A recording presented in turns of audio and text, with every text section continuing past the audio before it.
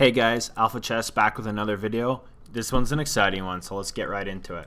I have the black pieces. I'm playing Ziliker. I don't know how to say it. Yeah, pretty crazy name.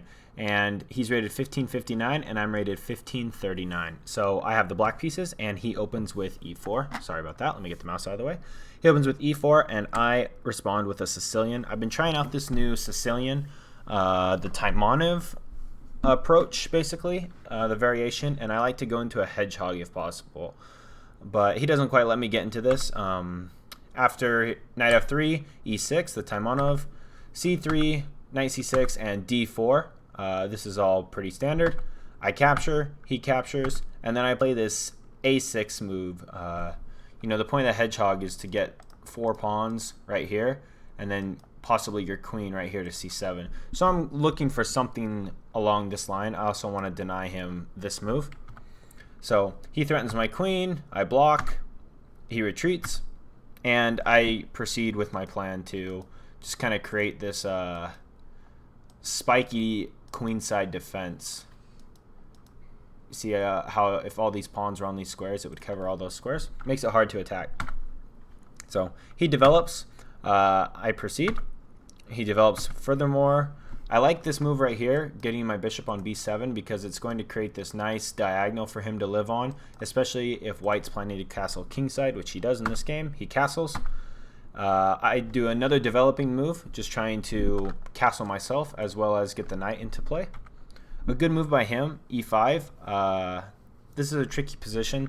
I decided to capture, and after he captures back, I decided to trade queens, because I'm liking my defense set up as black, and then I elect to move the knight as it was under attack. And after this next move, a3, I actually play a terrible blunder. Black to move here, what would you play? Yeah, it's kind of a tough position, but I think a good move would have been rook a to d8, but instead I castled, and this blunders because it hangs the knight. Unfortunately, since we're in 1500, we're both bad, and he misses it. He plays b4, and I play f6, just thinking, oh, let's get a pawn break, let's open up this file, but all the while this knight is hanging. Finally, he sees it, and I'm like, oh, crap, you know, now he's threatening to just wipe house. So I capture here, threatening, saying, if you want to take my bishop, I'm going to take your bishop and the pawn, so some compensation, not much.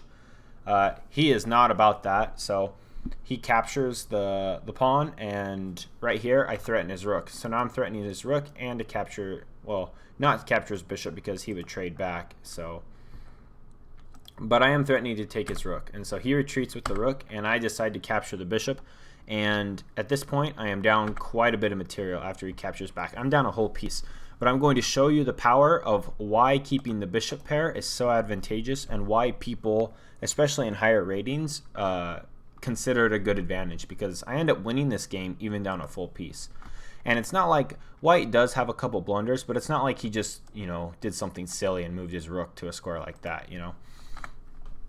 So this is a good move by me, bishop to f6, because it hits the knight, and you can't move the knight because then I hit the other knight. So threatening to win the piece back. So a good move by black, and he plays a nice move right here. Just defends the piece, allows, you know, doesn't allow me to take advantage of the pin. And I played this move, so this bishop's kind of gone back and forth all game, and I actually didn't like this move. I think a better move would have been g5, just threatening this pawn. That way after captures, then I'm hitting both of these pieces. You know, captures, and then I'm going to win our knight back. So a better move was g5. But this move's okay because it puts my bishop on this nice diagonal. And you'll see that I take advantage of that later in the game. He unpins this knight, and finally I play g5, but it's a move too late. So after he moves and I attack, he's able to capture a pawn there. Better was capturing the bishop on f6, because it's white's up in material. You know, this knight for this bishop is strong, as I am quickly running out of pieces. A to e8 is just a move to get him out of harm's way. Captures, and then again, white is deciding not to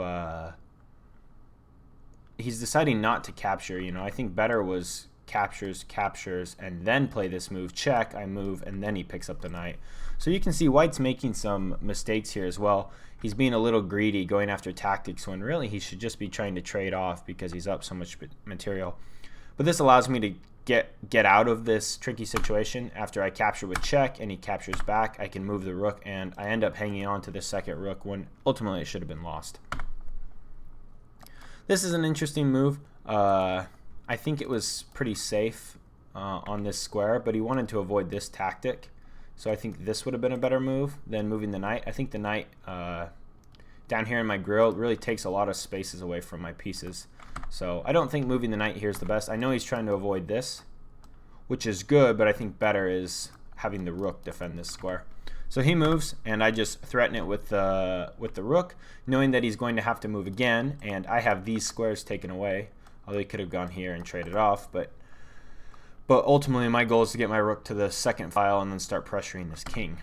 So he moves here to e5, and I enact my plan, c2.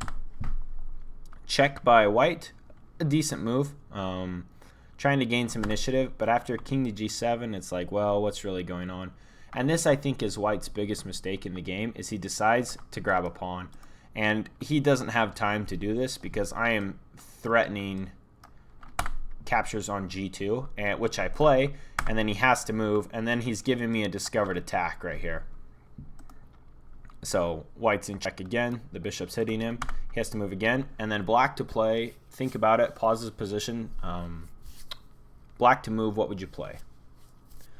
So for all of you that tried it, the move that I found that I think is the best is not just capturing right away, but keeping the pressure on with check. The reason you could just capture right away, and yeah, you won a piece, but now it's equal. But by putting him in check, I'm forcing him to give up the rook. So instead of just grabbing the knight, I decided to grab the rook, and I don't lose any pieces from this either, because after check, he moves here. Now I can pick up the knight, and if he captures here, I capture here, which was played in the game, and now I have 2 pieces to his 1. So a really big swing. That's why I think this move was so powerful. If you just capture here, I mean, he moves his bishop, and it's a pretty equal game. But by playing this in-between move, this check of the king, it allows me to capture the rook as well as the knight and as well as the bishop when he elects to capture my bishop. So from here, the game's pretty much over. White played a couple more moves. I just checked him a little bit. I thought about taking here, but I didn't even get the chance to because he resigned. He just saw it was lost. A better move was here. Rook to f2, hitting the king and the pawn, and then after hitting that pawn, it's just game over. I have a passed h-pawn, and Black is completely winning. So this is a really good example of how strong the bishop pair can be.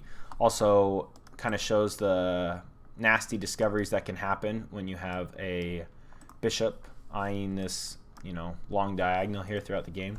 And it's a good demonstration of how to come back in a game that you're losing. And that's a lot of chess, especially in these lower elos, is you know, learning how to come back from mistakes. And the better you get, the less that'll happen. The more you'll find that higher rated players are better at coming back or holding on to those advantages when you blunder a piece early. But in this 1500 elo, perfectly fine to play on and try and catch your opponent in the same mistake, because everyone makes mistakes. So I hope you guys enjoyed the video. If you're new here, subscribe and turn on notifications, because I create informative chess content to better your gameplay and increase your chess understanding. We'll catch y'all next time.